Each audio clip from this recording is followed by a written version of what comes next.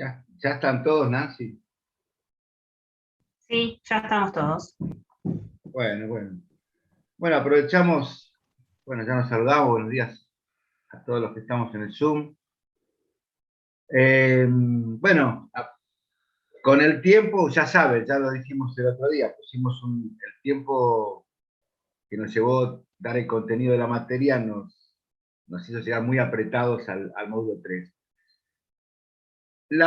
Quiero hacer algunas consideraciones del módulo 3 que, bueno, la parte teórica ya la fuimos dando en la última clase que estuve yo, que es, nosotros ponemos como un hecho, un antes y un después, tomamos un antecedente internacional que tiene mucho que ver en la sindicalización, en el mundo del trabajo, en las relaciones laborales, que tiene que ver por el cambio tecnológico más que nada, y cómo impactó ese cambio tecnológico en una construcción, digamos, de la sociedad civil incluso. O sea, cuando nosotros decimos, bueno, la Primera Guerra Mundial afectó y produjo cambios en el mundo, perfecto. La carrera atómica también. Y la caída del muro de Berlín nos pareció, no a nosotros, sino que a los politólogos y a los analistas. Fíjense que coincidió con la destrucción de los estados de bienestar, por ejemplo. El estado de bienestar garantizaba pleno empleo, ¿sí? El estado de bienestar garantizaba el trabajo para siempre, el estado de bienestar garantizaba absolutamente todos los derechos, la economía estaba equilibrada, el mundo estaba equilibrado, aunque estaba equilibrado en la Guerra Fría, o sea, estaba equilibrado entre Estados Unidos y Rusia. Una canción de aquella época decía, tengo a un ruso y a un yanqui dentro de mi habitación. Miguel Mateo significaba el mundo que a él le tocó vivir de adolescente. Tengo un ruso y un yanqui dentro de mi habitación. Hoy nadie escribiría eso, ni el propio Miguel Mateo, porque digo, fue muy significativa la caída del muro de Berlín. Entonces, por eso nosotros lo marcamos ese antes y después. Y les quiero aclarar, porque no está en el módulo, que hay lecturas, ¿sí? Hay lecturas, por ejemplo, el reportaje que le hacen a Pablo Comelio, un sindicalista del tabaco, un gremio de los llamados combativos. Ese reportaje es del año 98. Les quiero aclarar, porque si no publicamos cosas y si no, no decimos el año, así, pero ¿cuándo dijo este hombre esto? ¿En el 2020? No, en 1998. En 1998, o 97, por ahí. También son del 98 las notas que pusimos sobre fallos de la Corte Suprema en cuanto a la libertad sindical y en cuanto al modelo sindical argentino. Que voy a hacer una breve reflexión nada más sobre eso. Después está el módulo de legislación sindical, donde está la ley de asociaciones sindicales, está lo de Amanda Caubet con los conceptos de huelga, que eso va a hablar Nancy ahora, ni bien yo le deje la palabra. Está también, hay como un apéndice, ese apéndice de Grisolía, el de Grisolía, nos da sobre tratado y jurisprudencia, más que nada, eso es algo que a ustedes les va a servir como consulta. De hecho, los abogados todos tienen ese material de consulta. Cuando tengan que discernir en relaciones gremiales, relaciones laborales, donde haya más de un sindicato en la empresa, porque lo que tiene ese modo, lo que tiene este texto de Glisolía, ¿sí? Tiene fallos de Corte Suprema en cuanto, y no son muy largos, que a veces hay fallos que son 20 hojas. En cambio, no. Lo que Grisolía presenta en este tratado y jurisprudencia son casos recientes de controversias que han llegado a la Corte Suprema. Uno de los casos que más, por eso lo de Guisolía tiene que ver con las notas que también les copiamos, que son del año 2008 algunas, sobre los fallos de la Corte Suprema en cuanto a las presentaciones que hacían los sindicatos para el convenio 87 de la OIT, que es libertad sindical. Bueno, ¿por qué pusimos eso? Bueno, porque vuelvo a lo mismo. Después de los 90, con el cambio a nivel mundial, los mismos sindicatos que antes defendían la unicidad, o sea, por ejemplo, lo hablábamos hace un rato con Longa, los que defendían el convenio por actividad, se sigue trabajando, se sigue defendiendo el convenio por actividad, pero a su vez, la realidad de la época, de los años 2000, ya hablando en el siglo XXI, los llevó a esos mismos sindicatos a celebrar convenios por empresa. Los convenios por empresa no eran queridos. O sea, el ESMATA, la UOM, por nombrar los sindicatos íconos más representativos del siglo XX, de la segunda mitad del siglo XX, no querían los convenios por empresa, porque decían que eso debilitaba el marco del convenio colectivo. Hay un convenio de actividad, pero bueno, el convenio colectivo daba lugar a que una empresa metalúrgica, una pyme de 6 personas, no es lo mismo que una metalúrgica o siderúrgica de 800 personas. Eso está en el convenio. Pero ahora, en los años 2000, ya los convenios por empresa pasan a ser parte de la nueva realidad. Y ESMATA, por ejemplo, hoy por hoy, tiene más de 90 convenios por empresa. Casi 100, casi más de 100. Son más de 100 y piquito. Que están regulados bajo el convenio marco, ¿sí? Convenio colectivo, pero a su vez, cada empresa tiene su propio convenio. Y esto que era discutido anteriormente, ya en el siglo XXI, ya en los 2000, ya en la actualidad, los sindicatos se tuvieron que ayornar. Y esto se justifica muy simple, si queremos.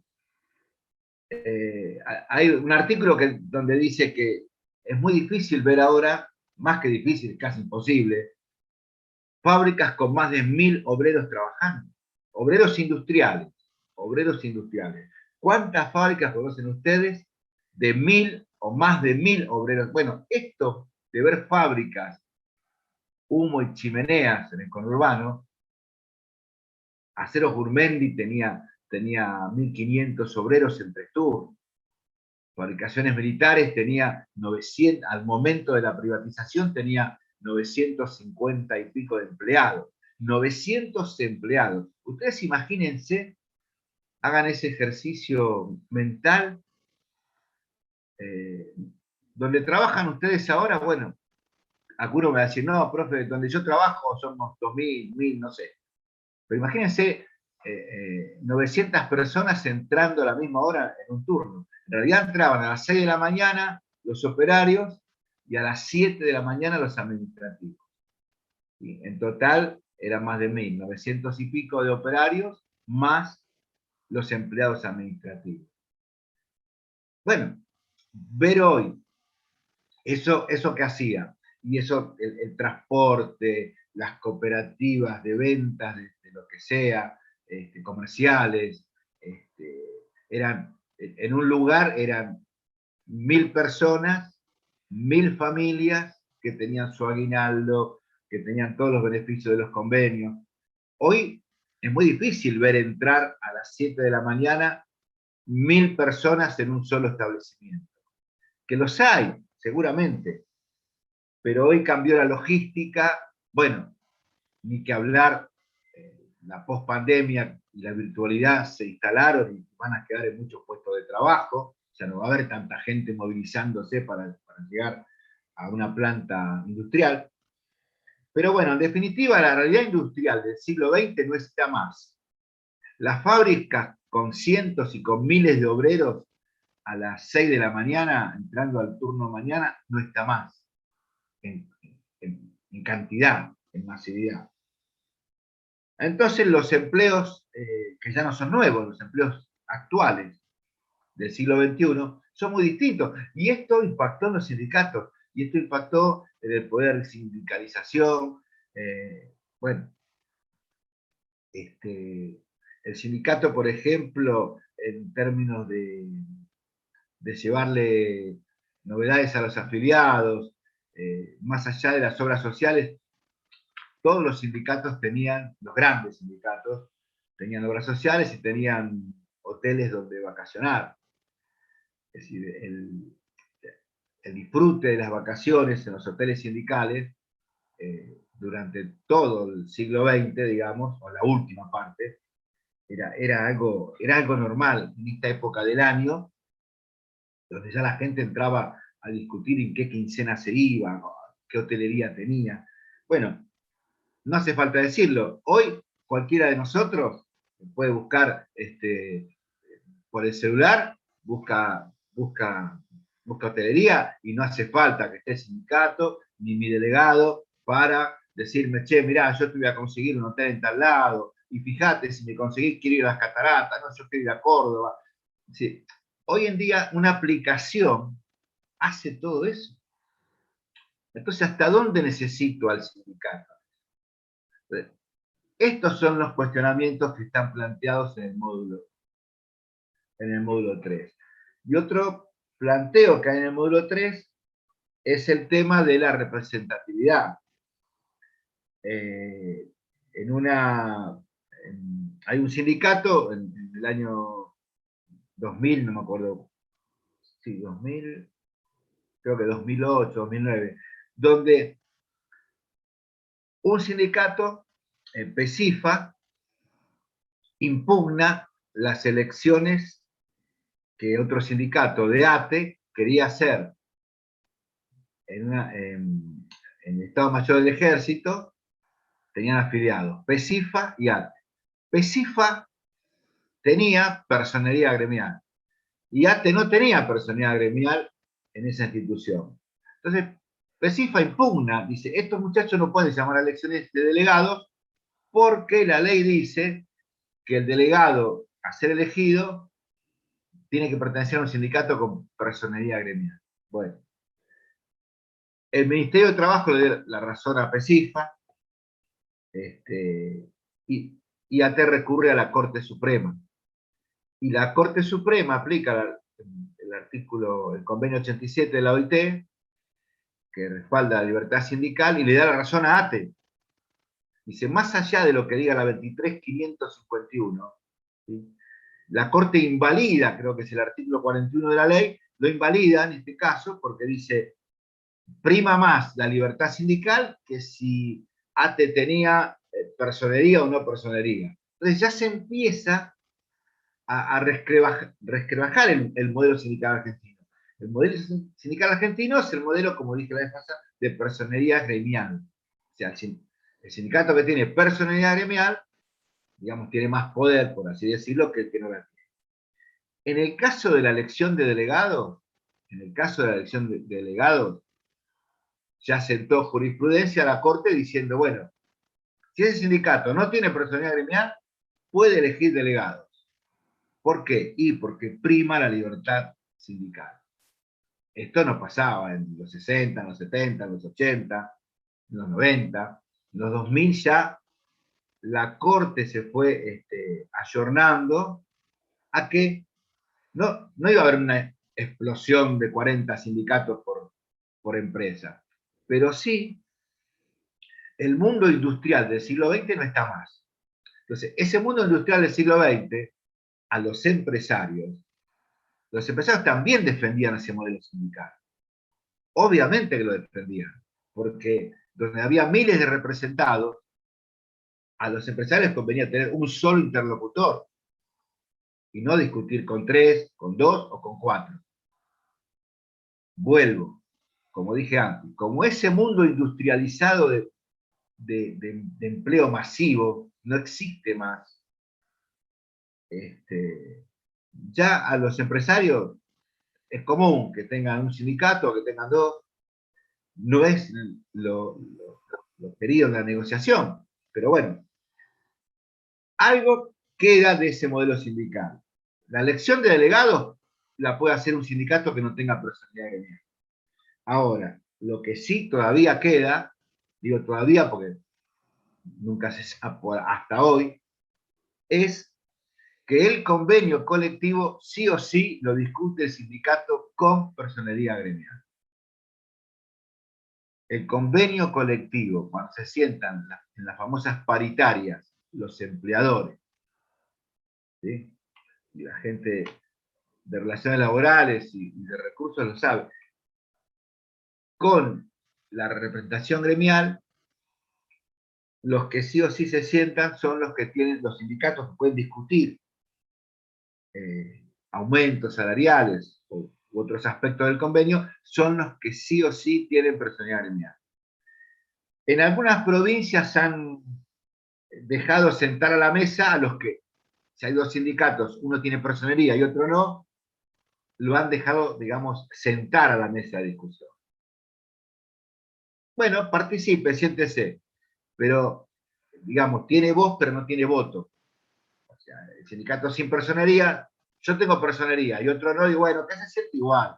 Total, va a escucharnos, va a opinar, pero no puede ser parte, no va a firmar ningún convenio colectivo.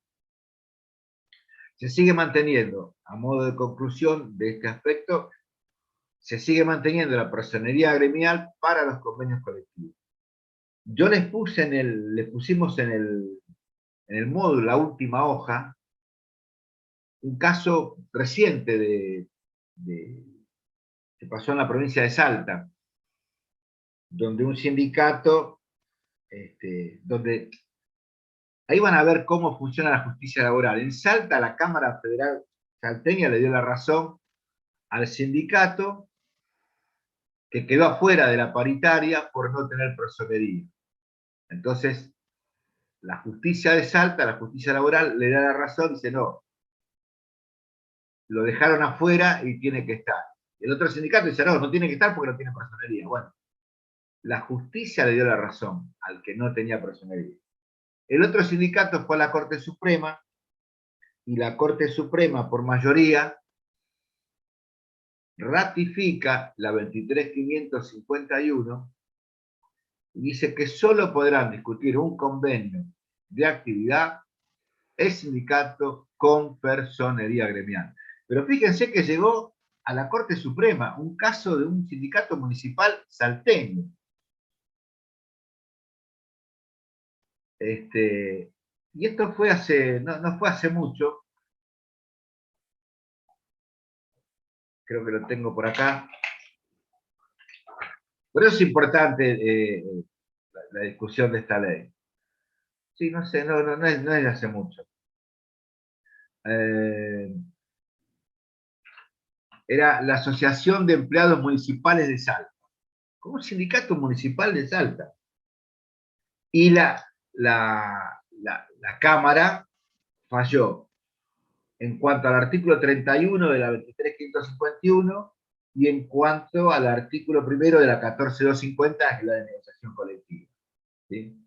Pero la Corte Suprema, bueno, hay un miembro de la Corte Suprema que votó en disidencia en esa época, que es Horacio Rosati. Y Horacio Rosati hoy es el presidente de la Corte Suprema.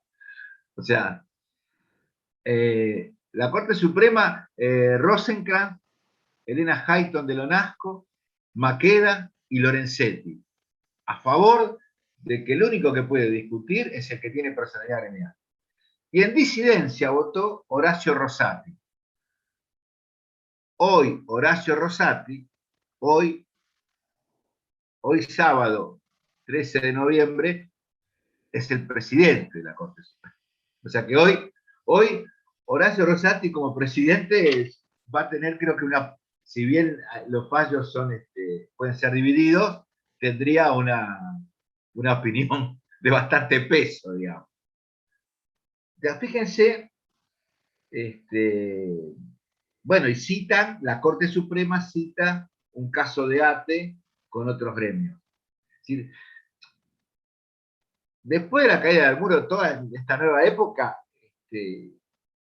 al, al dividirse las actividades, ustedes saben que una misma empresa puede tener un rubro comercial, puede al mercado ofrecer perfumes, ropa y cadena de verdulería. O sea, se diversificó el ámbito de la comercialización y la producción, producto de la globalización. Y esto impactó en los sindicatos. Y incluso en cuanto a lo que es la representatividad. Así que bueno, yo quería presentarles el módulo y decirles que bueno, esto le va a servir. Ustedes dirán, pero Brica, ya terminan las clases, ya estamos finalizando la materia. Este es un material de consulta incluso para los que cursen con gama corta, los que cursen Derecho Laboral 2, o si ya lo cursaron, o Relaciones Laborales. Es un material que, si bien no llegamos, por razones de tiempo, a trabajarlo en la virtualidad, Dios mediante, ojalá se pueda hacer el año que viene, los que cursen el año que viene en forma presencial. Es un material muy trabajable, muy áulico, como digo yo. En el aula, este material abriría opiniones, debates, ejemplos, diría, profe, yo trabajo en una empresa donde me pasó esto, otro día no, yo de mi trabajo, los gremios se pelearon por esto. O sea, todo esto tiene que ver con nuestra profesión, no tenga ninguna duda. Pero bueno, por eso, aunque se hayan casi terminado las clases, no quisimos dejar este módulo de lado y decir, bueno, como ya terminamos, dejalo. No. Léanlo, ahí Nancy y Carlos van a entrar en el tema de lleno de encuadramiento sindical, que es un tema que tiene mucho que ver y que se habla hoy en la CGT, por ejemplo. Hace 2 días se unificó, esto también tiene que ver, la central de trabajadores, la CGT. Se unificó porque siempre hay líneas dentro de la CGT, lo han leído en toda la materia, que la CGT estuvo dividida, la número 1, la número 2, la Sopardo, la Brasil, la CGT Catamarca, la CGT Independiente, siempre existió eso, siempre. Pero ¿qué pasa? La unidad no quiere decir que los tres secretarios generales piensen lo mismo. Porque una cosa por ahí piensa Héctor Daer, otra piensa Carlos Acuña, y otra opinión puede tener Pablo Moyano, de Camionero. Eso se sabe, porque hay gente que dice, yo no sé para qué se unen, si total va a haber quilombo siempre. No, pero nadie está diciendo que los tres a partir de ahora, del jueves, los tres piensan igual. No, hay una unidad de concepción en la acción, una unidad política. La unidad, yo lo contaba, es más política que genial. Pero los tres actores lo saben. Ahora, para el mercado, para digamos, la política nacional, que haya una unificación de la CGT, que ya no tenga los gremios de Moyano por un lado, los gremios de los gordos por otro lado, los gremios de los independientes por otro lado, y todos con planteos cada uno para su sector. La unidad de la CGT es política, esto está claro. Que los tres secretarios generales, el triunviro que hay ahora, no piensan los tres lo mismo, está recontra claro. Pero si algo se discutió en esa unidad fue que, por ejemplo, camioneros u otros gremios, no avancen sobre la personería de otros gremios hermanos. ¿Sí?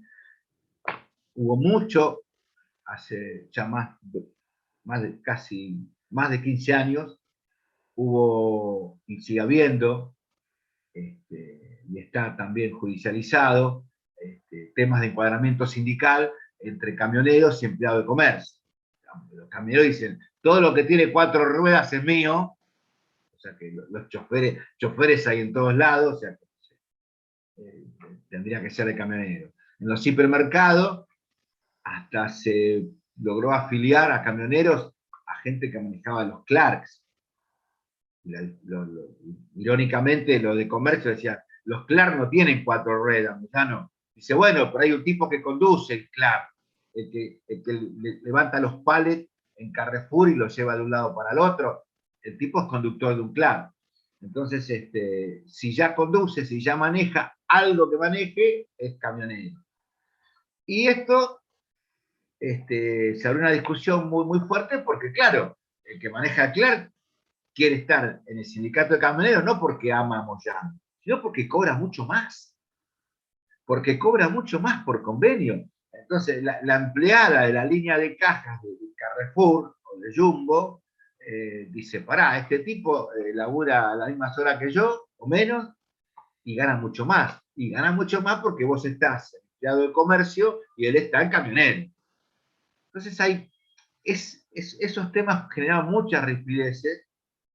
Camionero le robó entre comillas, no, metafóricamente, digamos, le sacó afiliados, ¿sí?, a otros gremios. Eso también se habla, bueno, aparentemente han llegado, digamos, a un, no digo pacto, porque no es un pacto, pero como que dejarían de lado esas controversias y de meterse con otros gremios, porque la gente querida donde más le pagan. Si el convenio de camionero me paga por mes en mi puesto 80.000 pesos y el de comercio me paga 65, y yo quiero ser camionero. Bueno, todos esos temas de encuadramiento sindical han dado mucho trabajo también a los abogados laboralistas. Bueno, de eso les voy a hablar Nancy ahora. Así que bueno, yo esta intervención no la hago tan larga, quería presentarles el módulo y sepan que todo esto que tienen, insisto, no lo vean como algo que, uy, ahora que ya terminamos tenemos que estudiar todo esto, es algo que les sirve a la carrera de ustedes, es algo que les sirve a la actividad donde estén y a otras materias si es que todavía las están cursando. Si alguien quiere hacer alguna pregunta de este aspecto. Bueno, Nancy, Sí, vamos acá a, estamos. vamos a, bueno, si queda algún artículo de la ley, lo que dije, del delegado, bueno, ya explicaste el jueves y todo eso, la elección de delegado.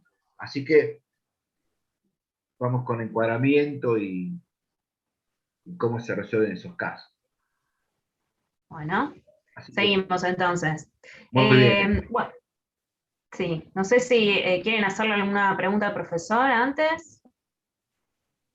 A mí me quedó No. una duda con respecto al delegado. ¿El delegado es el que tiene que hablar con los empresarios o entendí mal? ¿Quién habla? ¿Quién habla? Jessica. ¿Cómo estás, Jessica? ¿Qué tal? No, el delegado, eh, bueno, el delegado de planta o de empresa, sí, generalmente hay un sindicato, hay federaciones, hay sindicatos, y el delegado es la persona más cercana al trabajador, es la persona más cercana. De hecho, para ser delegado tiene que ser un trabajador, tiene que trabajar en la empresa. Y a veces las patronales o la gerencia de recursos humanos tienen una interpretación que difiere de la ley. El delegado tiene un poder que le otorga la legislación sindical, y tiene amparo y tiene tutela. Dura menos que la comisión directiva de un gremio porque los mandatos delegados son a veces por 1 año, a veces por 2. No, no es, el delegado es el intermediario entre la comisión directiva, tiene triple representación ante la comisión directiva, ante la patronal y ante sus compañeros. Pero sí, por supuesto que puedo hablar con la gente recursos o con los gerentes o con quien disponga la empresa. Claro, porque le comento, para la parte del convenio donde estoy es CIPREVA, que es el periodista, y está Ah, ligado, a veces hacen asambleas en el medio de redacción, entonces siempre, bueno, hablan de sueldos, que no se pagó los aguinaldos, y lo que no tenía entendido era si esta persona subía con los directivos o venía la baja hacia él y él comentaba a los empleados, porque cada semana tienen asamblea, pero todavía no conozco bien el convenio de Ciprueba, por ejemplo, no es como el comercio. Nosotros de claro. entrada tenemos de vacaciones 19 días recorridos, y después otras cuestiones más, pero es muy diferente a lo que es el comercio. Todavía no tengo bien definida, digamos, lo que es el convenio de Ciprueba. Sí, Entonces, sí, estaba sí. como la duda del manejo del delegado. Si bien vos ves, pasás que está hablando con los trabajadores, pero no sé cómo es la bajada de línea. Si él va a hablar con los directores o tiene, digamos, arriba de él otra persona que le baja la línea. No, no, como te dije antes, tiene una triple representación. El delegado tiene que tener mandato vigente, o sea, ahora hubo una extensión de los mandatos por la pandemia, pero ya todos los gremios están haciendo elecciones de delegado. El delegado puede realizar asamblea.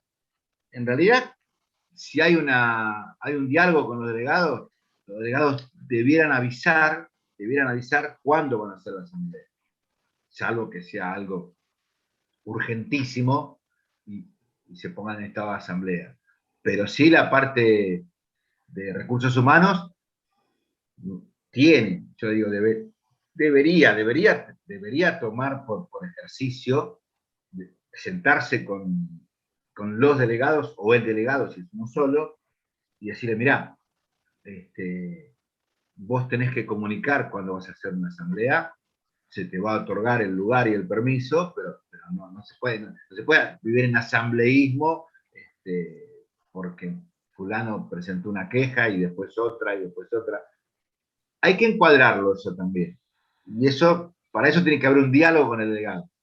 En cuanto a CIPREVA, sí, yo siempre lo recomiendo, que en los puestos donde estén, porque uno varía de trabajo, uno por ahí va a trabajar a farmacia y tiene que saber el convenio de farmacia. Conviene saberlo, no hace falta ser un estudioso del convenio, pero conviene saberlo para tener herramientas de discusión ante un delegado. En el caso de CIPREVA también hay que ver la normativa que baja ese convenio. En realidad ellos bajan lo que baja el convenio. Cuando un delegado hace un planteo gremial en una asamblea es porque conoce muy bien sus facultades legales. No te va a pedir nada que no esté fuera del convenio. No son, en eso son, hacen lo que tienen que hacer, digamos, ¿no? Conocer el convenio colectivo de trabajo. La parte de recursos tendría que también estar al tanto de ese convenio colectivo. Sí, sí, nunca está de más releerlo, ver si hubo modificaciones, porque eso hace que en la discusión, que es normal la discusión entre paritarios, y aunque no estén en temas paritarios, en el lugar de trabajo es común que la representación de la gerencia y la representación, en este caso, de los delegados de los trabajadores, haya posiciones encontradas. Pero bueno, lo mejor es tener a mano siempre el convenio colectivo. Y si le baja línea, sí, le puede bajar línea de la comisión directiva de su gremio, ¿sí? Y punto. Y después tiene que sentarse a negociar con los gerentes.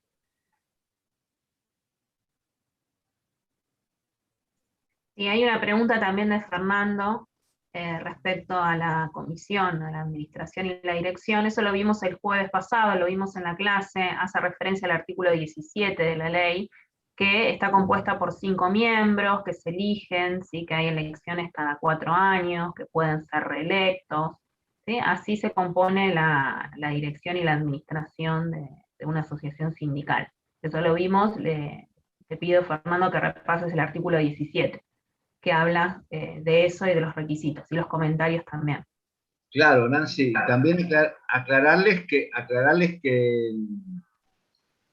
5 es lo mínimo es lo mínimo, pero puede haber 8, Claro, puede haber, o sea, para tener una comisión directiva debe haber como mínimo 5 integrantes de comisión directiva de un sindicato. No puede haber un sindicato con la comisión menos. directiva de 4, porque la dirección de las asociaciones sindicales no le da, le va a hacer modificar el estatuto y no le va a dar la inscripción gremial. Pero 5 es el mínimo. Yo puedo tener una comisión directiva en un gremio de 8 personas, de 15. Bueno, ahora todos los gremios, lo que se habló el otro día en CGT, la CGT renovó el estatuto y recomienda a todos los gremios renovar los estatutos para tener en cuenta la cuestión de género. Si bien igual el género estaba, hasta ahora todos los sindicatos tenían cada 3 varones una mujer, ahora se va acercando mucho más al sistema de paridad, pero se habló de eso en el Congreso de CGT, recomiendan a todos los gremios hacer eso, cuando uno reforma un estatuto, les aclaro, no lo puede reformar la comisión directiva, tiene que presentar ante el Ministerio de Trabajo, ¿sí? Un escrito donde están los puntos que se van a reformar de ese estatuto. Bueno, pasamos a encuadramiento. Sí, vamos con encuadramiento. Vamos con Cuando hablamos encuadramiento. de... Después, Nancy, después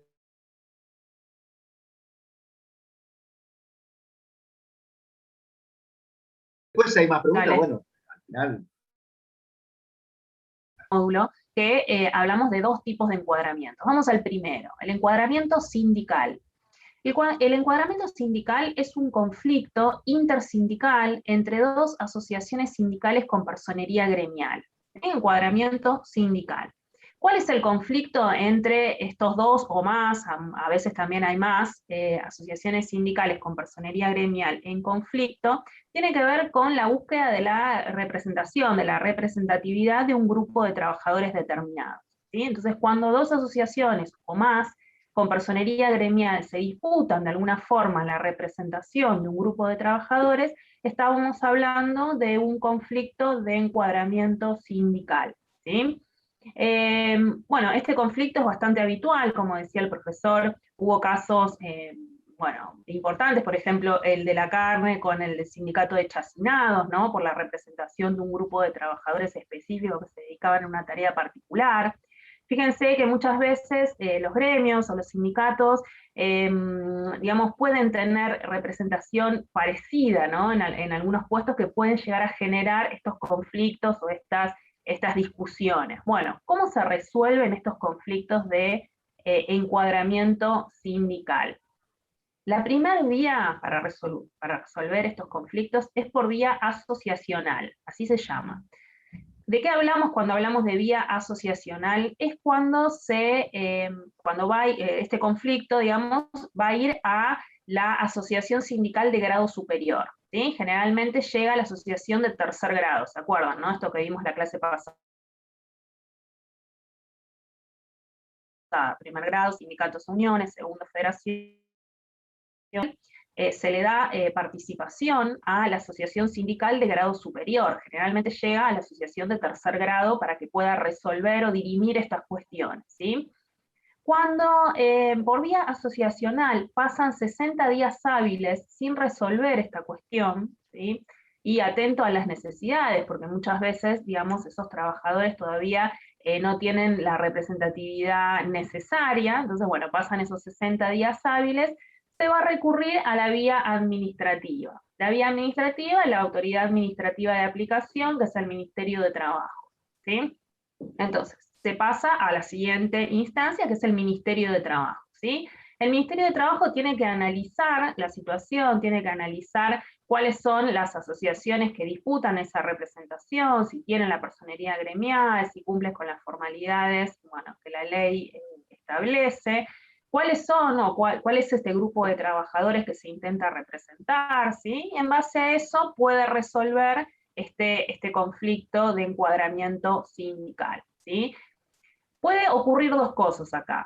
Puede ser que el Ministerio de Trabajo no se expida, ¿sí? Si pasan 60 días hábiles, que es el mismo tiempo, el mismo plazo, ¿sí? Si pasan 60 días hábiles sin que el Ministerio de Trabajo se expida, directamente va a la vía judicial, ¿sí? A la Cámara Nacional de Apelaciones del Trabajo, como lo establece el artículo 62, inciso E de la ley, ¿sí? De la ley 23.551, ¿sí? Eso sí, no se expide. Ahora bien, si el Ministerio de Trabajo se expide en el plazo correspondiente, ¿sí? Pero una de las partes no está de acuerdo con el fundamento, no está de acuerdo con la resolución, igualmente puede apelar esa decisión a la Cámara Nacional de Apelaciones del Trabajo, ¿sí? Puede acudir a la justicia, ¿sí? Bueno, esa es la forma de resolver este conflicto de encuadramiento sindical que tiene que ver con la búsqueda de representación entonces de un grupo de trabajadores. Hay un caso muy, muy icónico también de cuando empieza todas esas actividades de Internet, ¿sí? Hace algunos años, que parecen muchos pero no son tantos, cuando se empezaba a vender paquetes de Internet. Bueno, esos trabajadores que vendían esos paquetes de Internet, ¿quién los representaba? ¿Qué sindicato los representaba? Y hubo ahí un conflicto importante con 3 asociaciones de personería gremial.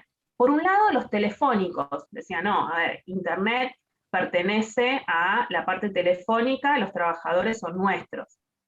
Por otro lado, los de comercio. Los de comercio decían, no, están vendiendo paquetes de Internet, si están vendiendo son nuestros, comercio.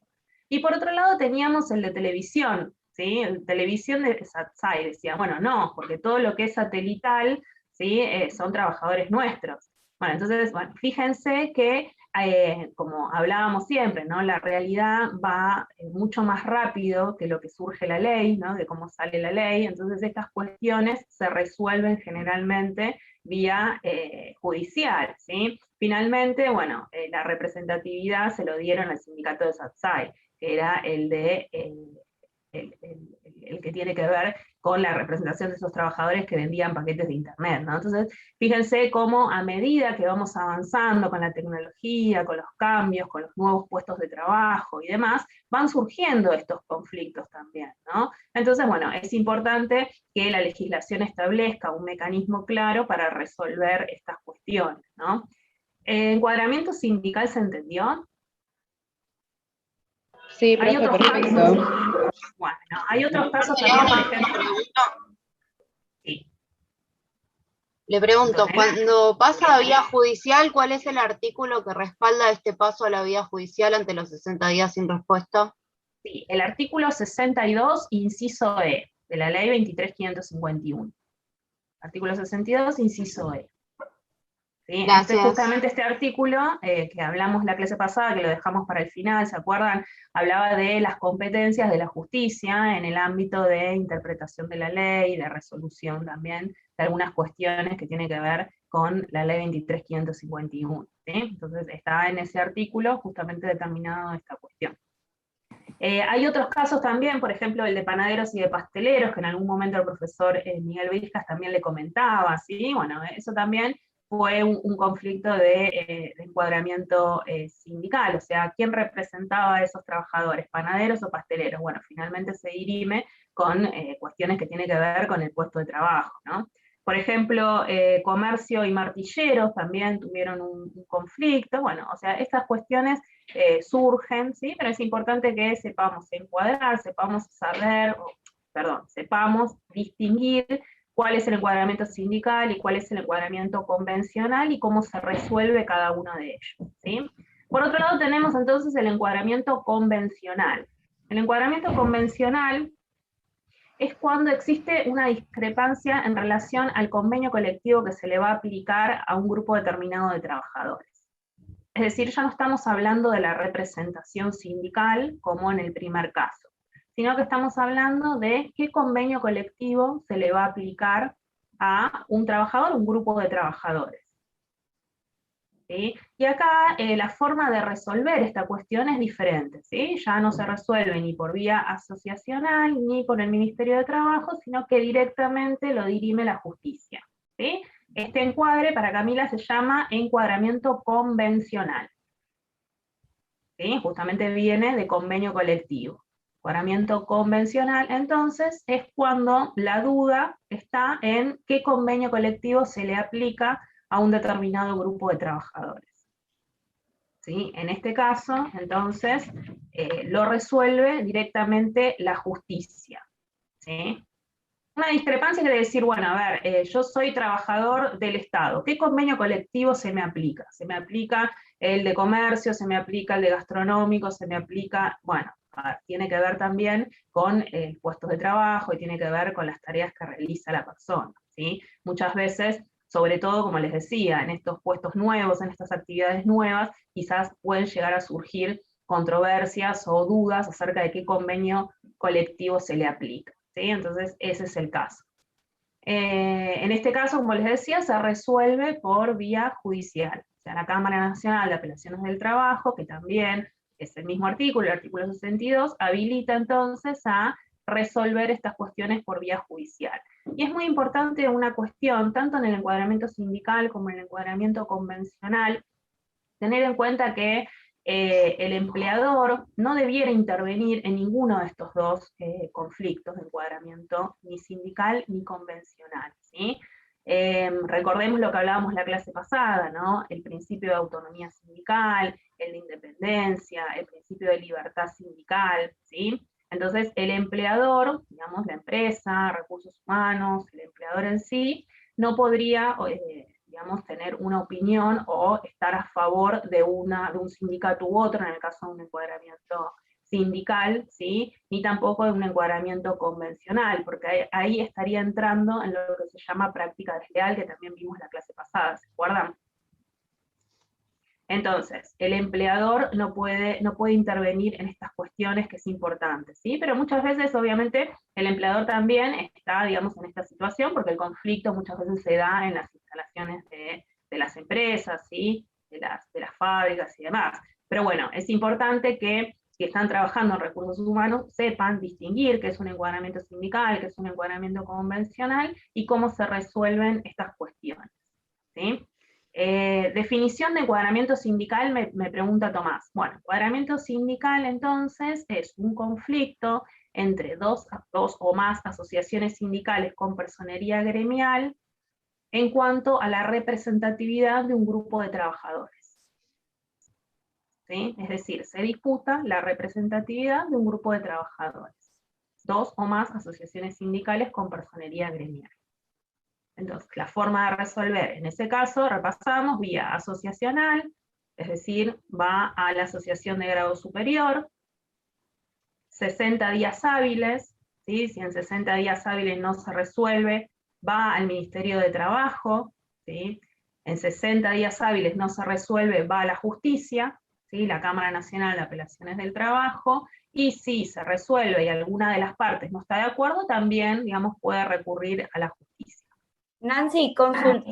En este caso, por ejemplo, en el encuadramiento sindical, ¿denuncia uno, por ejemplo, de la persona, un sindicato de personalidad gremial, denuncia a otro o le dice, este está tratando de, o sea, sí, una de las partes? Sí, okay. Cualquiera de las partes puede hacer denuncia de la situación. Y en el segundo caso, en el de convencional, ¿quién es el que el trabajador puede accionar? Sí, puede ser un grupo de trabajadores, puede ser el trabajador, puede ser también las asociaciones sindicales que representan, digamos, a esos trabajadores, sí, también puede ser. Listo. Ok, entonces el segundo parte, cualquiera de las dos, el trabajador o quien lo quiera representar y considere que es afín Claro. digamos, a su representatividad, vendría a ser, ¿no? Claro, claro. Listo. Gracias. No, de nada. Bueno, entonces esos son los dos tipos de encuadramiento, sindical y convencional, ¿sí? Que son los más comunes, es importante que sepan distinguirlo y saber también cómo se resuelve, ¿sí? Si la justicia tiene algún lapso para determinar una resolución, bueno, ya ahí entramos en los plazos judiciales, ¿sí? Ya no son plazos administrativos que prevé la ley. Entonces ya ahí, digamos, entramos en plazos judiciales.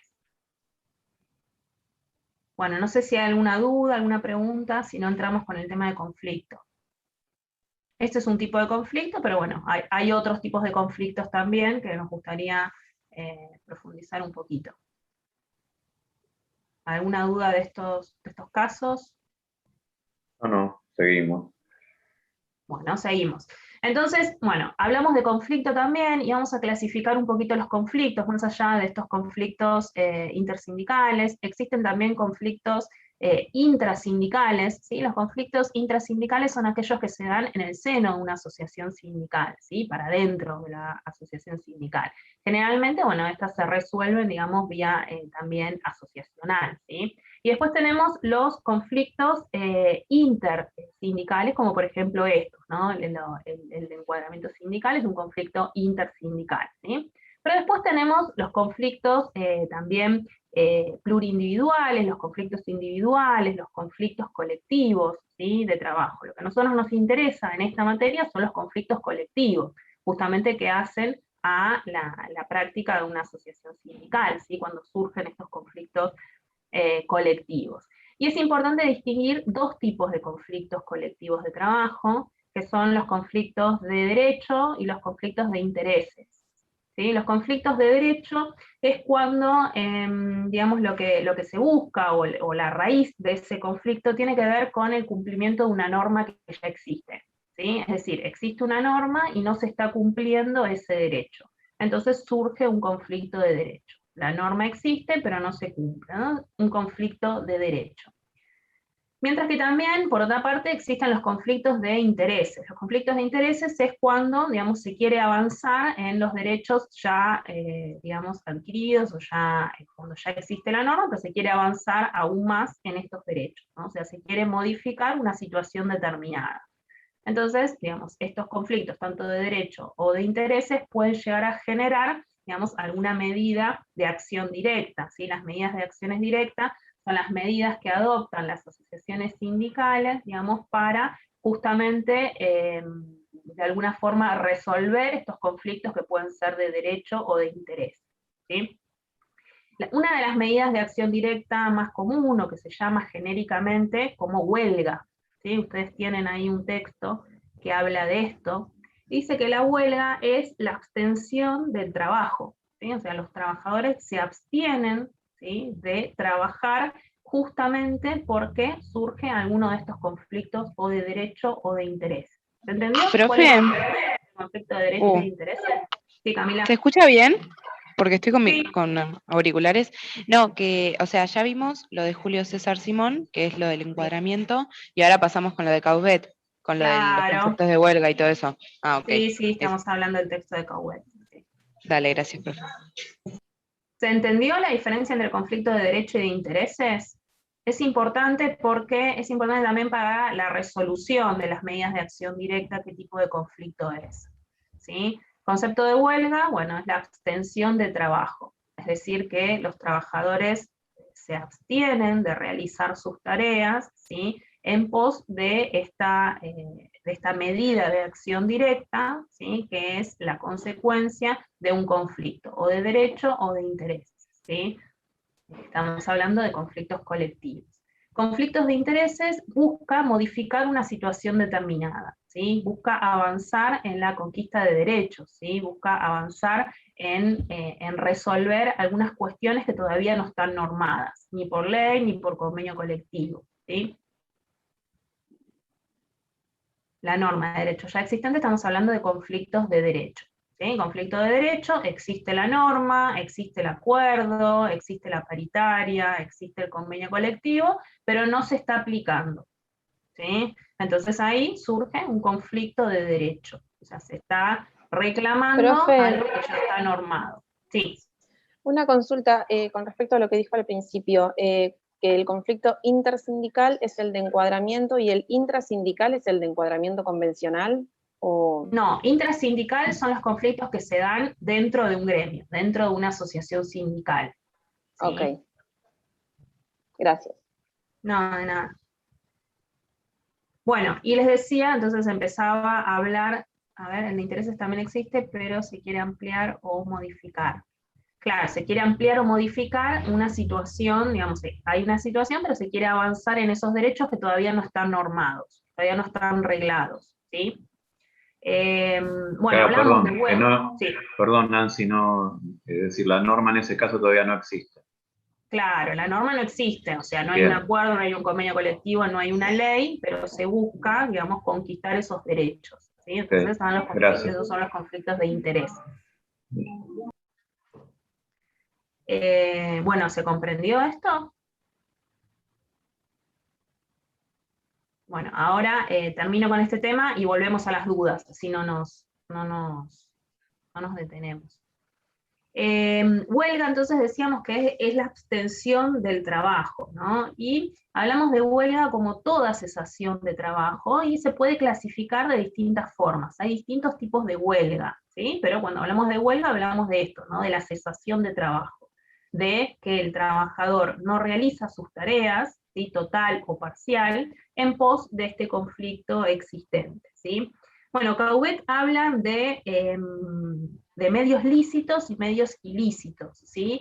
Habla de medios ilícitos, como por ejemplo el sabotaje, como por ejemplo la ocupación de establecimiento, y habla también como medios ilícitos de todas aquellas medidas de fuerza que se dan en el medio de una conciliación laboral obligatoria, que ahora vamos a ver qué es, ¿sí? Pero para detenernos acá, ¿no? Medios lícitos y medios ilícitos, dice, los medios ilícitos obviamente tienen que estar determinados por la justicia, ¿sí? Pero bueno, Cauvet habla de sabotaje, ocupación de establecimientos, ¿sí? De todas estas medidas de acción directa que se dan en el medio de una conciliación laboral obligatoria, ¿sí? Por otro lado, bueno, los medios lícitos o las huelgas lícitas, estamos hablando de paro por tiempo indeterminado, que tiene que ver con el plazo, con la duración de la abstención de trabajo, del paro por tiempo determinado, es cuando ya se fija, digamos, cuánto tiempo va a durar esa medida de acción directa. Habla de el paro o de la cesación de trabajo sin abandono del lugar, ¿sí? Es decir, se ingresa a trabajar en la jornada correspondiente, no se abandona el puesto de trabajo, pero no se realiza tareas, ¿sí? Habla de la cesación de trabajo con abandono del lugar de trabajo, ¿sí? Que puede ser también con desplazamiento, ¿sí? O sin desplazamiento, es decir, que la medida de acción directa no se da en el interior del lugar o en el establecimiento donde la persona trabaja. Habla también de paros rotativos, ¿sí? Los paros rotativos es cuando se van cambiando los turnos de abstención de trabajo. Habla del trabajo a desgano, o el trabajo a reglamento, ¿sí? El trabajo a desgano es, digamos, de alguna forma trabajar más lento de lo que se trabaja habitualmente, ¿sí? Y como sentido, como objetivo tiene, bueno, generar digamos, una lentitud en todo lo que es el proceso productivo, en el proceso de trabajo, ¿sí? También como consecuencia de esta medida de acción directa, ¿sí? Y después habla también de las huelgas atípicas, ¿sí? De las huelgas atípicas, digamos, que son también distintos tipos, distintas formas de huelga, pero bueno, son menos usuales, pero existen también, como por ejemplo la huelga estratégica, ¿sí? O la también llamada huelga tapón. ¿Sí? La huelga estratégica tiene que ver con parar solamente algún sector importante de la producción, algún sector estratégico, ¿no? Que genere de alguna forma mayor perjuicio, ¿sí? al proceso productivo. Entonces, digamos, la huelga se siente más, ¿no? Esa es la huelga tapón. La huelga intermitente, por ejemplo, la huelga intermitente es cuando sucede repetidas veces, ¿sí? O sea que hay una repetición sucesiva del cese de trabajo, por intervalos, ¿no? De eso estamos hablando cuando hablamos de huelga intermitente. Generalmente sorpresiva, ¿no? O sea, paro un tiempo, bueno, cesa el paro, vuelve otra vez, son tipos de huelga intermitentes también como forma de protesta, ¿no? Bueno, la huelga de reglamento, la huelga de trabajo lento, la huelga de brazos caídos, tiene que ver entonces con la intensidad de realizar la tarea determinada, ¿sí? Bueno, reglamento, trabajo lento tienen que ver con reducir de alguna forma la intensidad. A reglamento también tiene que ver con que solamente se hace lo mínimo indispensable, ¿sí? Es decir, que no hay colaboración, ¿sí? Vieron que muchas veces nosotros trabajamos, digamos, con colaboración duración, trabajamos un poco más. Bueno, el trabajo a desgano, trabajo a reglamento, tiene que ver con eso, con solamente hacer lo mínimo indispensable y no prestar mayor colaboración que eso, ¿no? Como una medida de fuerza en un marco de un conflicto, ¿no? Y después, bueno, habla y profundiza con lo que tiene que ver con las huelgas con ocupación de los lugares de trabajo, ¿sí? Que muchas veces no solamente en los puestos de trabajo, sino que se ocupa, digamos, otros sectores de la empresa, ¿sí? Sectores por ahí un poco más, no sé, por ejemplo, se lleva a cabo una asamblea o se lleva a cabo un lugar, digamos, en las zonas compartidas de la organización, ¿sí? Bueno, de eso habla cuando se realiza la medida de acción directa en los distintos lugares del establecimiento de la empresa, ¿no? Y eso es sin abandono de trabajo. Entonces, bueno, muchas veces también estos tipos de huelgas se dan de forma complementaria, ¿sí? A veces, digamos, se da una sola, pero otras veces se pueden complementar los distintos tipos de huelga en una medida de acción directa o en una medida de fuerza, ¿sí? También puede ser, digamos, algunos días se realiza un tipo de huelga, otros días se realiza otro, mientras dure el conflicto, ¿sí? Ahora, estos conflictos colectivos, ¿cómo se dirimen? ¿Sí? Ustedes se preguntarán, ¿cómo se dirime este tipo de conflicto? ¿No? A ver, surge un conflicto de derecho o de interés. La asociación sindical, ¿sí? Los trabajadores realizan algún tipo de medida de fuerza de estas que les mencioné, ¿sí? Bueno, ¿cómo se resuelve esa cuestión? Bueno, existe un instituto de la ley 14.786 que habla de la conciliación laboral obligatoria, ¿sí? La conciliación laboral obligatoria. ¿Qué es esto? Es cuando, digamos, de alguna forma el Ministerio de Trabajo interviene en este conflicto, ¿sí? Y dicta lo que se llama la conciliación laboral obligatoria, ¿sí? Y ahí, digamos, ambas partes, tanto el empleador como los trabajadores, como la asociación sindical, durante 15 días hábiles tienen que, ¿sí? Suspender, bueno, del lado de la asociación sindical, las medidas de acción directa, y del lado del empleador, cualquier tipo de modificación en las condiciones de trabajo, despidos, suspensiones y demás, ¿sí? Es como que se hace una pausa a este conflicto, ¿sí? Y se obliga a las partes a negociar, a conciliar, ¿sí? A sentarse a manifestar, digamos, cuál es el inconveniente, cuál es el conflicto, y proponer las distintas alternativas de resolución, ¿sí? Son 15 días hábiles y el Ministerio de Trabajo puede determinar 5 días más en caso de que, digamos, vea la posibilidad de una resolución, ¿sí? 15 días más 5 días más.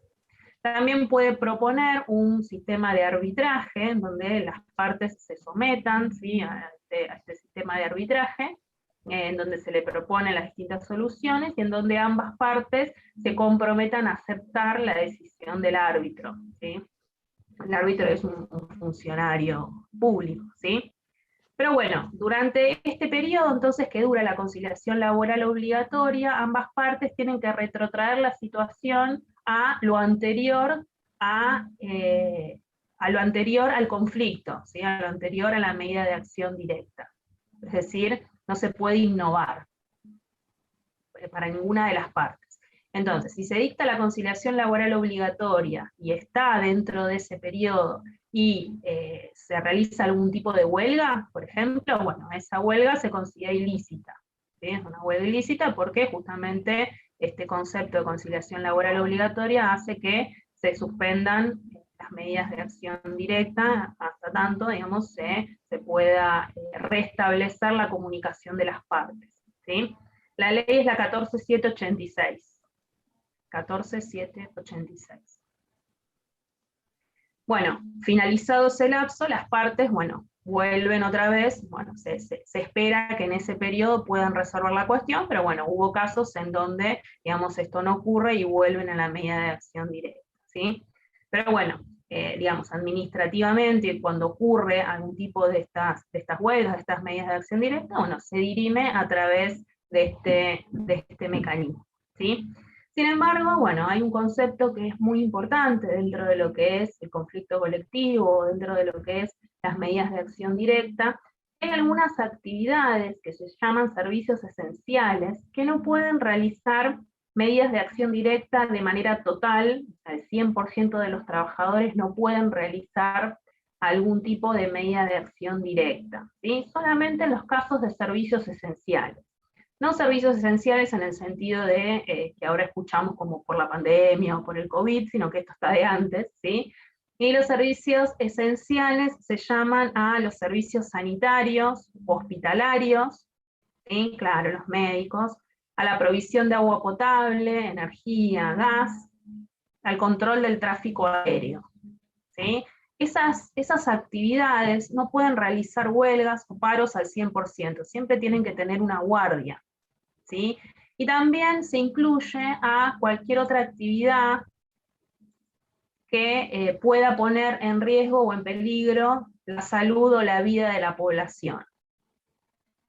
¿Sí? Entonces, digamos, se determina como servicios esenciales a lo que es servicios sanitarios hospitalarios, provisión de agua potable, energía, gas, control del tráfico aéreo, porque bueno, imagínense lo que sería, ¿no?, esas actividades si están en una medida de acción directa total, ¿no? O sea, no podría, porque justamente el espíritu de la norma es que esas actividades tengan una guardia mínima, porque si no, pondría en riesgo la vida de la salud, la vida o la salud de la población. Entonces, si hay algo, si hay otra actividad que podría llegar a poner en riesgo la vida o la salud de la población, bueno, se puede determinar también por una comisión, ¿sí? Una comisión designado por el Poder Ejecutivo, pero que esos miembros están propuestos por empleadores, por asociaciones sindicales, por la Federación de Colegios de Abogados, por ejemplo, proponen, bueno, esos miembros para resolver esas cuestiones también, ¿sí? Pero bueno, es importante tener en cuenta, digamos, que esas actividades no podrían realizar una medida de acción directa de forma total, ¿sí? Bueno, hasta acá conflictos, no sé si se entendió, si hay alguna duda. Profe, conciliación voluntaria. No entra, ¿no? Ay, no te escuché, Diana. Conciliación voluntaria, no entra. No la entendí, perdón, si alguien la escuchó. Conciliación voluntaria. Pregunta si entra la conciliación obligatoria. Voluntaria.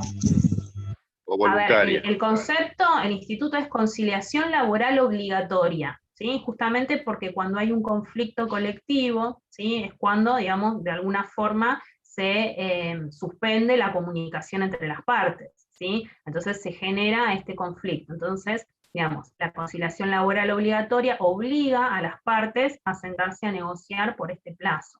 ¿Sí? Después, obviamente, dentro de un conflicto se puede dar muchas alternativas dependiendo de la naturaleza de cada uno de esos conflictos. Puede haber una conciliación voluntaria, sí, claro. O sea, muchas veces los representantes de los trabajadores, ¿sí?, los delegados sindicales, los que forman parte de la asociación sindical, pueden negociar con la parte empresarial y llegar a un acuerdo de resolución de ese conflicto. Es lo ideal, ¿no? Pero bueno, muchas veces necesitan, digamos, una intermediación estatal, digamos, para resolver estas cuestiones. No, lo del arbitraje es una posibilidad que tiene, que las partes, digamos, pueden aceptar o no, ¿sí?, el concepto de arbitraje, pero bueno, si aceptan esta cuestión del arbitraje, se comprometen las dos partes a acatar lo que el árbitro determine, ¿sí? Pero no es obligatorio la aceptación de este arbitraje. Sí es obligatorio la aceptación de la conciliación laboral obligatoria, ¿sí? Eso sí. Nancy, perdón, buen día. Buen día, Aldana. Estoy sin cámara porque tengo poco internet, pero te quería consultar cuántas veces puede ser aplicada la conciliación obligatoria. ¿Hay un tope o...? Bueno, hubo casos, digamos, en que se someten a la conciliación laboral obligatoria, no se llega a un acuerdo, vuelve digamos, a las medidas de acción directa, se vuelve a decretar la conciliación laboral obligatoria, sí, hubo casos, digamos, de conflictos, digamos, que no se pudieron resolver con una sola conciliación laboral obligatoria, pero bueno, hablamos de la casuística y cada uno de los conflictos son diferentes, ¿no? O sea, Bien, de hecho, sí. Perdón, Nancy, ¿se me escucha ahora? Sí, sí. Bien, menos mal. No, el caso más palpable de esto que acaba de decir la profesora, de que se puede repetir sucesivamente el dictado de la conciliación laboral obligatoria, se está dando en el caso de la empresa Garbarino. El viernes o el jueves se dictó la conciliación porque de manera inconsulta la empresa envió 1.800 telegramas de despido. Pero ya venía durante el año de pandemia, se había dictado otra conciliación, creo que 2 más conciliaciones obligatorias, porque bueno, atendiendo al problema grave social que esto genera en todo el país a nivel nacional, ¿no es cierto?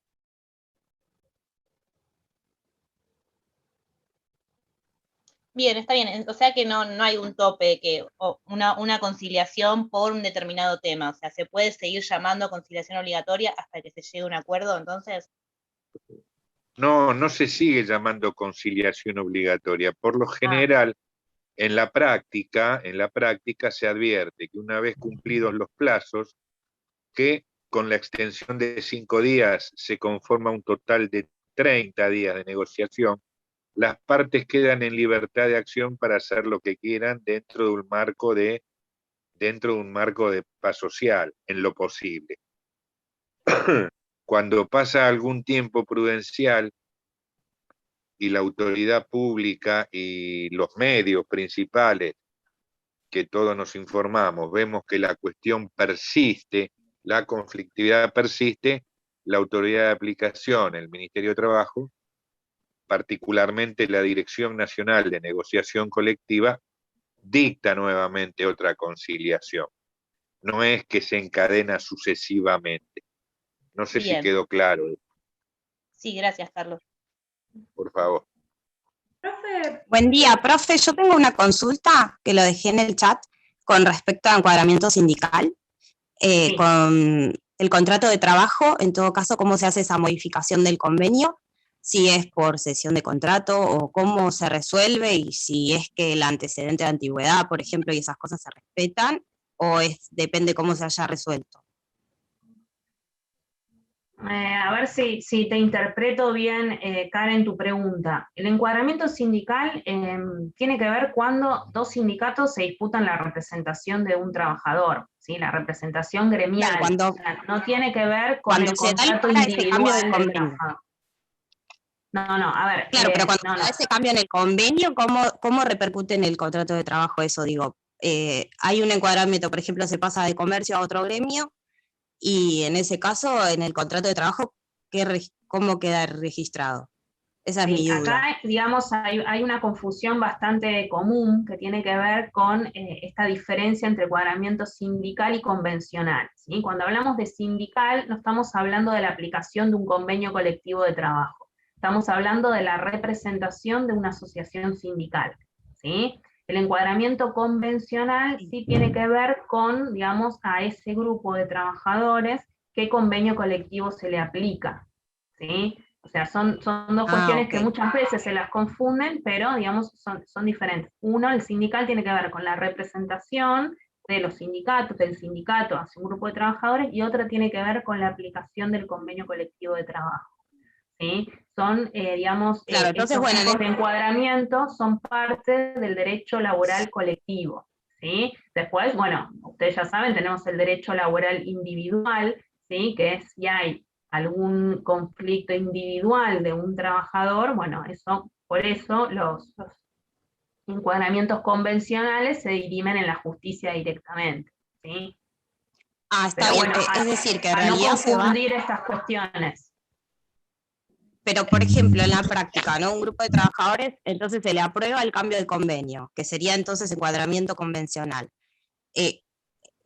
¿Cómo se refleja en el contrato de trabajo? En realidad eso es lo que nos llevó. a entender qué se haría desde lo que es administración de personal. No.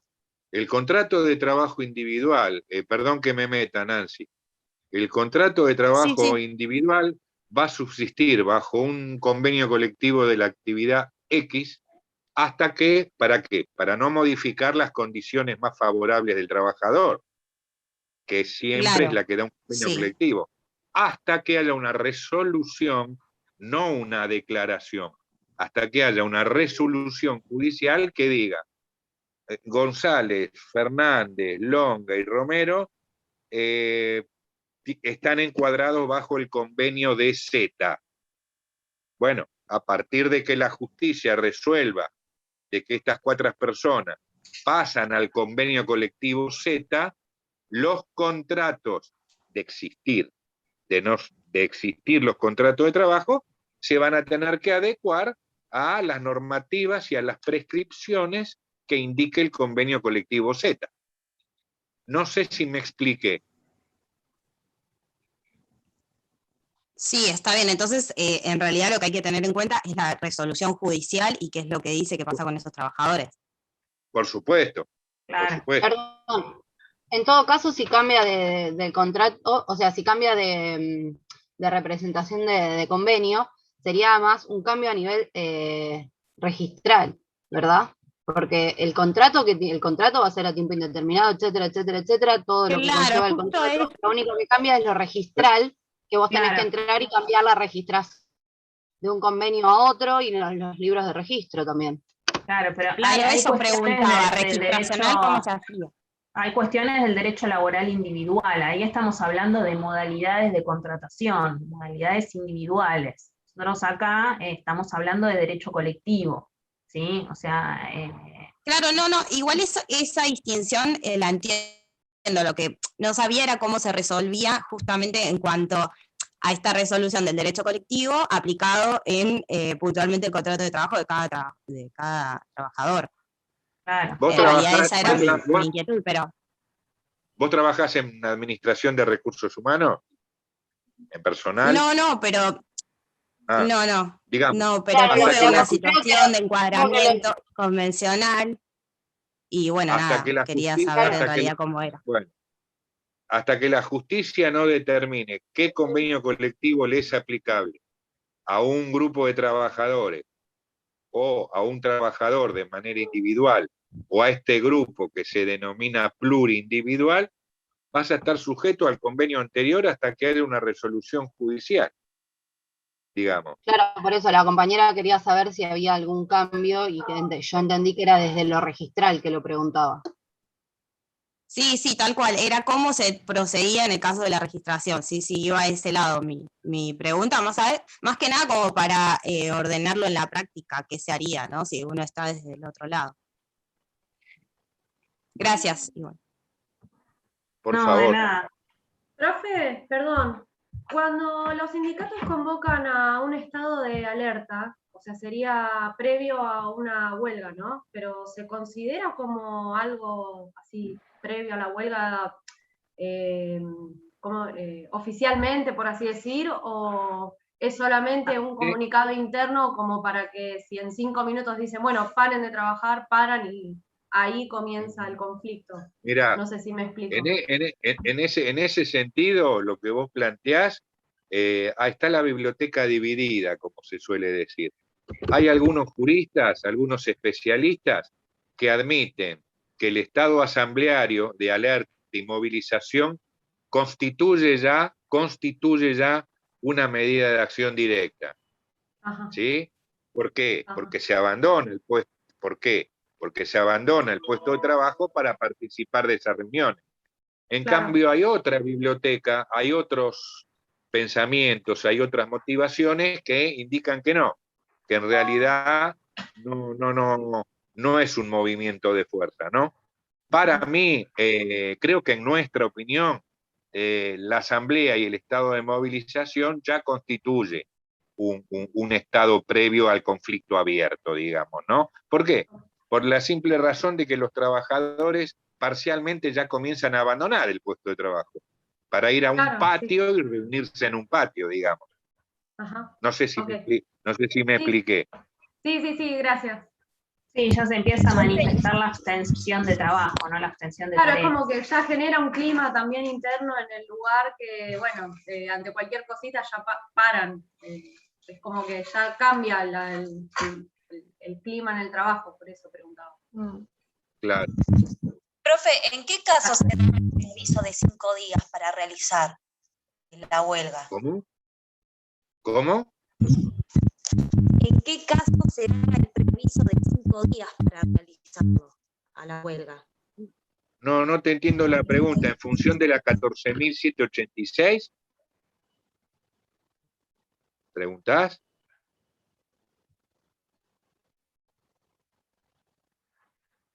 Hola. La compañera preguntó en qué casos se aplica el preaviso de 5 días a la huelga. No sé referido a qué, pero eso. No, me parece No, que se no, confundió cuando hablábamos de la 14.786 de conciliación laboral, que tenían 15 días más 5 días, Exacto. creo que está hablando de eso, más 5 Sí. días que el Ministerio de Trabajo puede ampliar de esos primeros 15 si ve la posibilidad de una resolución.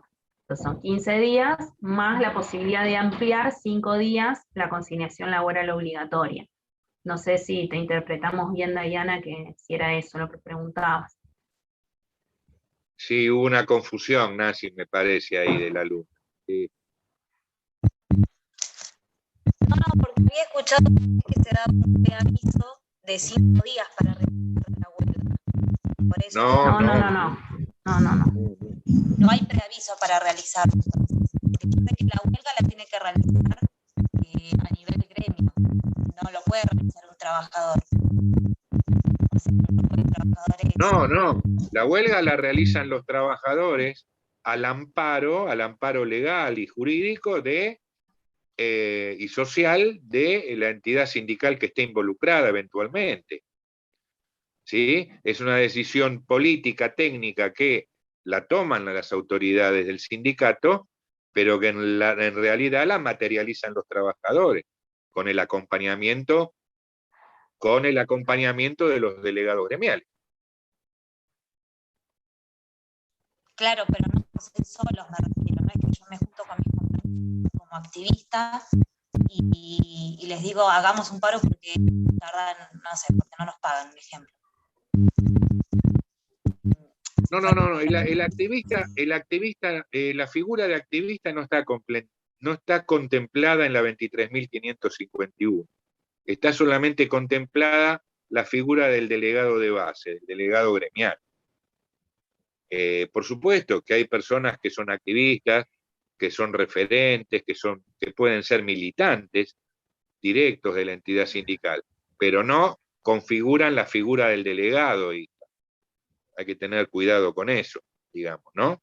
En todo caso, en la práctica, el referente o el activista debe comunicar las medidas o las motivaciones que van a llevar a una medida de fuerza, de acción directa. Lo tiene que comunicar al delegado. Y el delegado gremial tiene que comunicarlo al secretario gremial o a la autoridad máxima del sindicato, ¿no es cierto? Es decir, tiene que haber una acción coordinada. Sí, por eso es tan importante también el concepto de tutela sindical que hablábamos la clase pasada, ¿no? Que tiene que ver con la protección de los representantes sindicales. Justamente también en estas medidas de acción directa, bueno, es importante, ¿no? La tutela del representante sindical, para justamente evitar represalias por parte del empleador, ¿no? Bueno, nosotros le recomendamos entonces que para ampliar estos temas lo tenemos en el texto de Simón, lo que tiene que ver con encuadramiento sindical y convencional, y en el texto de Caubet, lo que tiene que ver con conflictos, con huelga, ¿sí? Que amplíen la lectura en ese sentido. No sé si está Miguel o Carlos, ¿quieren agregar algo más? No, lo que quería señalar era lo que vos habitualmente hacés, que es decirle a las compañeras y compañeros, a los chicos en general, que por favor vayan a la lectura del material. que no se queden solamente con estas clases, sino que profundicen un poco, aclaren un poco, expandan un poco el conocimiento a partir de la lectura, que obviamente para eso se los brindamos, ¿no es cierto? Sí, inclusive Eso, que no se también queden con la clase. Sí, inclusive en el módulo también les plantean ejemplos muy interesantes para leer, ¿sí? De fallos también, digamos, de cómo resuelven las distintas cuestiones, que bueno, son interesantes para ampliar justamente estos conceptos, ¿no? Bueno, le recordamos el parcial el jueves, va a ser a las 18:30, a las 18:30 le vamos a enviar las preguntas, las consignas, ¿sí? En la modalidad virtual. Recuerden eso, de que es a las 18:30. Miguel, si querés agregar algo. No, nada. Vamos a tener casos. Es buena muy buenas las preguntas, viste la participación. Así que bueno, sí. Creo que de eso, en el intercambio de opiniones y preguntas y dudas, aprendemos todo, digamos. Nosotros tratamos de volcar por experiencia y por haber leído más de este tema. Y hay cosas que no están todavía del todo resueltas. Por eso se siguen. Hay fallos de controversia también. El tema de servicios esenciales que explicaste, Nancy, también es un tema que cada tanto es recurrente. Quieren incorporar a la educación como servicio esencial también. En algunas provincias hubo fallos de eso, por los paros de los docentes. Así que bueno, son temas que están... El transporte también, se discutió mucho acerca si era esencial o no los transporte trenes. También, sí. Lo que pasa es que, bueno, en base a la esencialidad de los paros y de las huelgas, yo creo que para mí tiene que primar la libertad sindical. Porque siempre, como bien me explicaste vos, hay guardias mínimas. El servicio de agua potable no puede parar, porque muere gente, digamos, directamente. Entonces, bueno, en tema de huelga, sí. Después escuché otra chica que decía si había preaviso en las huelgas. No hay preaviso. Bueno, en realidad el empleador sabe cuando está el clima enrarecido y cuando hay conflicto. Y también los gerentes lo saben. Como quien dice en términos comunes, se la ven venir, no saben que hay conflicto. Si no estás pagando los sueldos en tiempo y forma, y bueno, es de esperar, no hace falta que te preavisen que van a hacer una huelga, o sea, es de esperar que eso suceda. Pero bueno, no. Profe, ¿puedo hacer una pregunta? Sí. Que algo que no me quedó claro, que lo hablamos un poco. Ante el caso de que hay conformidad con un delegado que haya sido elegido y demás, y después hay disconformidad desde los trabajadores hacia el delegado, ¿cómo se procede? O sea, ¿qué sería lo correcto hacer? Porque me pasó en una empresa en la que trabajé que el delegado, si bien fue elegido y demás, no cumplía con las funciones y no había representatividad y no se podía dialogar con el delegado, y nunca se supo bien qué hacer y quedó como delegado un periodo más. Bueno, no, sí está tipificado eso, tiene solución eso, porque la comisión directiva de un gremio tiene poder sancionatorio. A ver, se puede expulsar al delegado, se puede denegar su facultad. Solo lo puede hacer el consejo directivo en la asamblea de representantes, con una mayoría especial. Pero sí. Pero ¿cómo se a eso? O sea, yo de la empresa tengo al delegado. ¿A quién debería elevar el No, pero grupo pará, pero vos si estás en lugar de la empresa no podés hacer eso, imposible. Vos como empresa no podés decir, mire, yo quiero que este delegado no sea más delegado. O sea, no, la empresa no, los trabajadores. Los propios trabajadores. Bueno, sí, por nota al consejo directivo. ¿Cómo lo elevan? Porque en ese momento lo que nos pasó fue eso, no sabíamos a quién recurrir porque la única referencia que teníamos era el delegado, Y nos plantearon que presentarnos en el sindicato no era una opción, digamos. No, sí, sí, sí. Aparte eso está dentro de las facultades de la 23.551. Sí, sí, una nota al Consejo Directivo pidiendo una asamblea o reunión extraordinaria. ¿Sí? Se eleva al Consejo Directivo. La firman todos los trabajadores y se presenta el tema que estamos en disconformidad con tal delegado, porque creemos que no nos representa cabalmente. Bueno, el Consejo Directivo tiene que sí o sí citar a esa asamblea y bueno, puede llegar a caso, te vuelvo a repetir, de expulsar a ese delegado, de expulsarlo del gremio, si así sucediera. No solo revocarle el mandato, sino que lo puede expulsar del gremio. Pero cuanto más firmas, claro, cuanto más firmas junten, la comisión directiva y la asamblea extraordinaria tiene ese poder. Sí, sí. Y está avalado por la ley. Bien, gracias. Profe,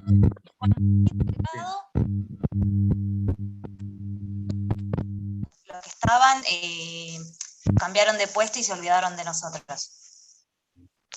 No escuché toda la pregunta. ¿Va directo al sindicato? Porque ya no habría un intermediario. ¿Escuchaste, Nancy, vos? Creo que No se escucha pregunta bien. cuando No se no hay escucha. delegado. Cuando no hay delegado. Si se va directamente al sindicato. Si no entendí mal, preguntó eso. Cuando no hay delegado en una empresa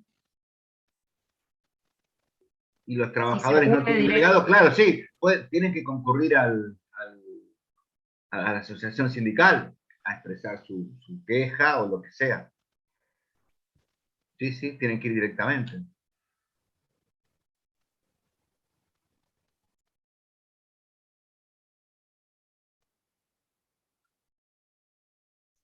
Profe, y para postularse a delegado. ¿Será que tenemos? Estamos teniendo mala conexión. No se escucha. No se escucha No, no. bien. Por el chat, quizás, hacer la pregunta. A ver.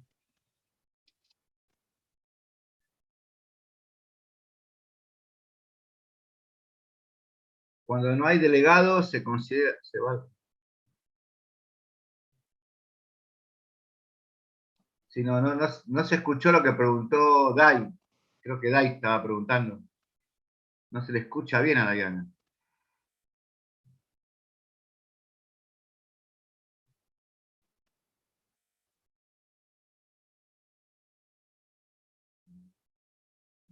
Bueno, mientras, si Diana escribe, si quieren hacer otra pregunta.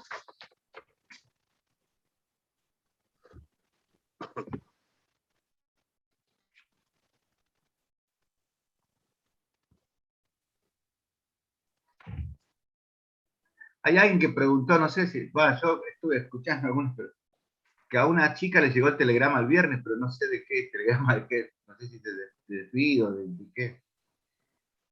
No, cuando el profesor comentó de los empleados de Garbarino, tengo una amiga que, nada, el viernes le llegó el telegrama de despido.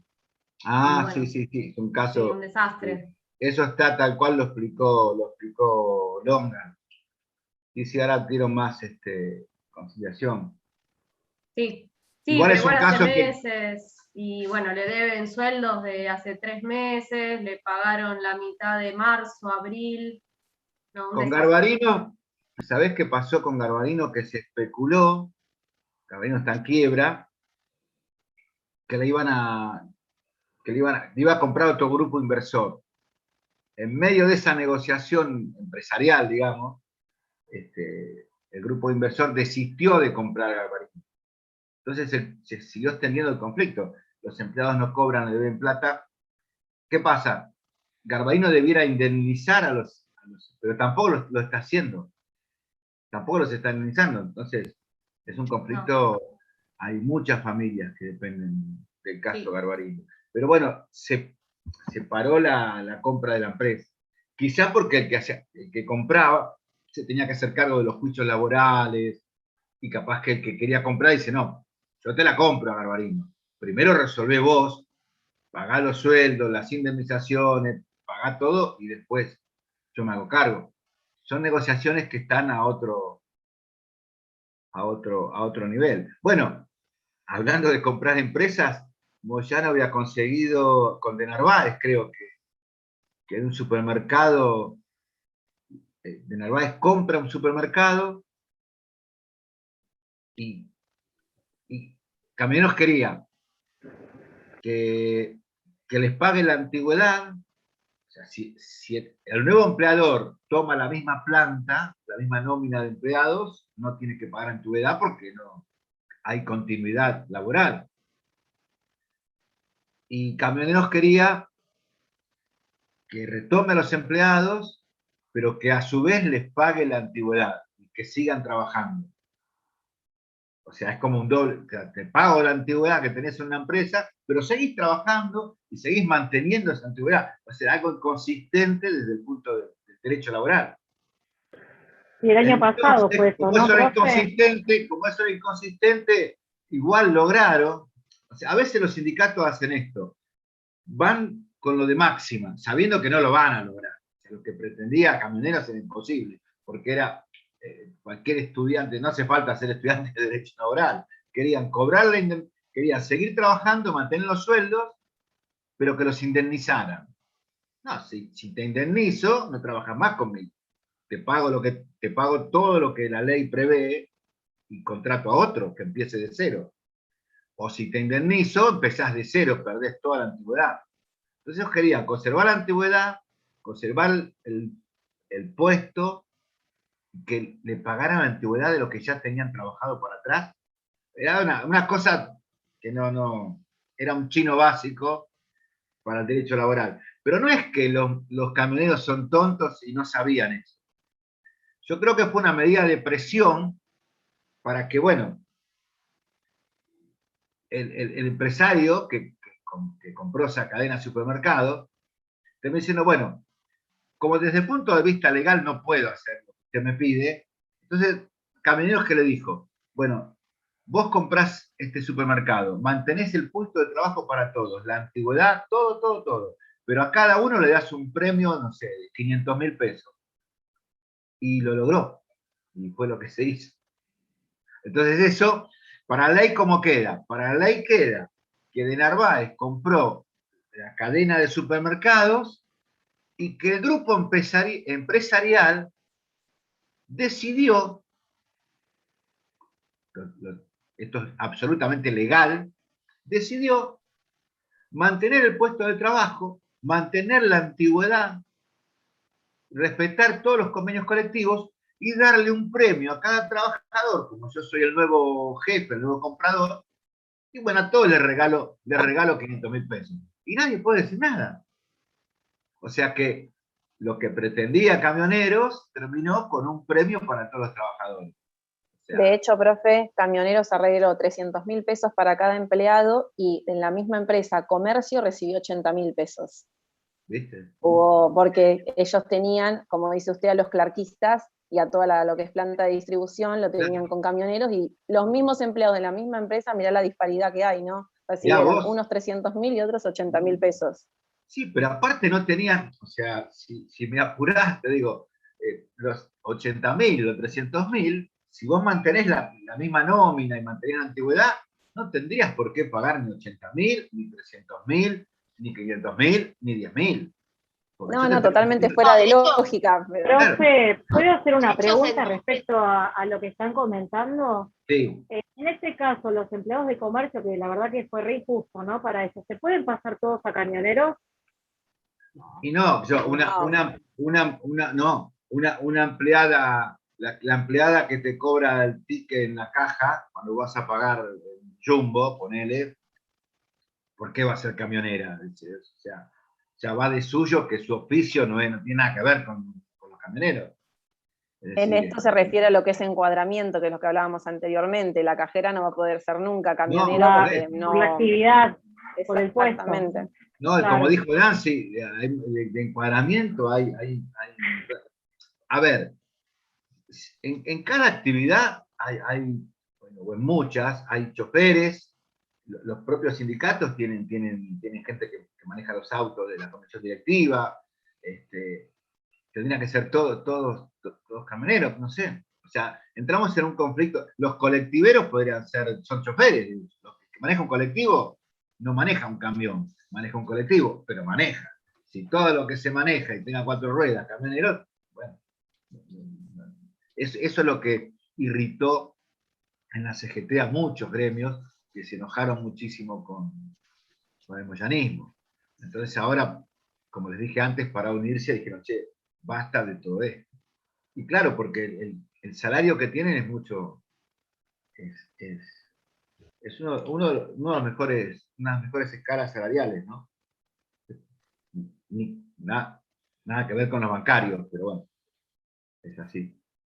Sí, yo por ejemplo me pongo a hablar con mis compañeros que también, a veces me pregunto, ¿quién no quiere meterse en el gremio, no? Del Moyano, porque saben todos que es un gremio fuerte y que cobra bien. Entonces, nosotros que estamos en nuestro gremio, que es Ciprueba, en medio están como desconformes con el sueldo. Pero nada, por ahí nos ponemos a hablar. Tengo ahí un estudiante, un compañero, también colega, que él está estudiando en la UBA, también por ahí debatimos y bueno, nada, comentamos, ¿no? Este tipo de situaciones de los gremios y quién es más pesado, y porque en Ciprueba no hay mucho como diálogo, si bien está la propuesta o comentarios de los delegados, pero ven que no avanza o no cierran los mismos números que hace Moyano. Entonces Sí, no. está ese tipo de diferenciación. Sí, le pasa a todos los convenios si se comparan. Acá veo una pregunta en el chat, no sé si Nancy la viste. Para postularse a delegado se puede hacer una campaña comentando a los trabajadores. Bueno, se supone que el delegado surge de los propios trabajadores que ven en algunas condiciones, más condiciones que otros. El empleador no puede intrometerse, no debiera intrometerse, decir, che, yo quiero que elijan delegado a Miguel. No debiera, pero bueno, todo depende de cómo sean los diálogos que provoque la gerencia con los trabajadores. Las relaciones pueden ser de consenso, pueden ser, en algunos casos, la empresa por ahí decide tener una relación fría, absolutamente fría, y bueno, que el gremio haga lo que quiera. Hay otras empresas que dicen, no, está bueno tener una buena comunicación con la parte gremial. Una de estas empresas dicen, no, nosotros podemos gestionar respetamos todos los derechos al gremio, pero no nos sentamos a charlar con ellos. Son decisiones que están en el marco de la libertad de cada empresa. Me pone lo de Walmart, sí, Walmart es el caso que hablábamos de encuadramiento, se mezcla todo, ¿no? Ahí tienen, como les dijo Nancy, en Grisolía, en Julio Grisolía tienen muchos casos de resoluciones de Cámara y de la Cámara Nacional de Operaciones del Trabajo, que son interesantes. Y lo último, decirles que, bueno, en el Estado, no sé si capaz que lo dijeron antes, en el Estado sí hay, en una misma actividad, varios gremios con personalidad gremial, que es el caso de ATE, UPCN, y no sé, en el ANSES, por ejemplo, creo que hay 5 gremios también, o 4 gremios. Un organismo solo. Y APOP. Claro. Sí, sí. Está APOS, está UPCN. CECASPI, ATE. CECASPI y ATE. Había algún otro más. No, el Estado sí, porque basado en una resolución de la OIT y de libertad sindical, incluso en la época de Carlos Tomada, una resolución, creo que la 250, 255, que establece que en los ámbitos estatales puede haber más de un gremio y que represente los intereses de los trabajadores. O sea que ya ahí, eso del unicato sindical, ya en el Estado no lo es. Pero bueno. Bueno, Nancy, ¿algo más? Bueno, no sé si tienen alguna duda más, alguna pregunta más.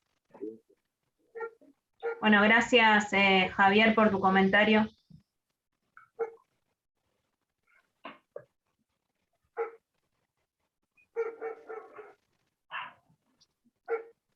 Bueno, muchas gracias a ustedes por la atención. La verdad que un lindo grupo, ¿no, Miguel? Ya es la última clase esta, porque no nos encontramos más por Zoom. Ya nos encontramos por los parciales.